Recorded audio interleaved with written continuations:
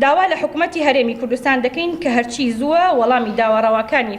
فەرمانبەران و هاوڵاتیان بداتەوە، دڵنیایی بدات بە خەڵک کە کار دەکات بۆ گێڕانەوەی مافەکانیان بۆ ئەم مەبەستەش هەنگاوی جددی و خێرا بنێت. دوو، داوا لە هێزە ئەمنیەکان و لایانی پەیوەندیدار دەکەین کە ڕێگە لە خۆپیشاندانی مەدەنی نەگرن و دەستگیرکردنی خۆپیشاندەران ڕابگرن کە هیچ دیکۆمنت و مەسەلەیەکی یاساییان لەسەر ساخ نەبووتەوە،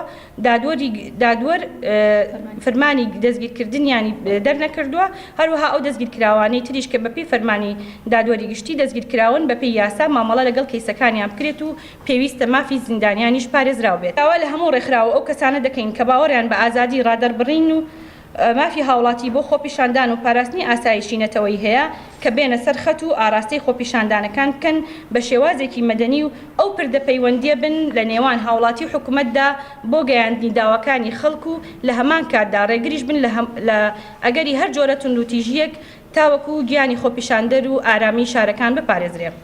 پێنجەم، داوا لە خۆپیشاندەران و خەڵکی مافخوراویش دەکەین کە بە شێوەیەکی دیموکراسی و مەدەنیانە شەقام بکەنە ئەو مینبەرێک کە دەنگی خۆیانی لێەوە بگەین لە حکوومەت و ئامانجی خۆپیشاندانەکانیان بزر نەکەن.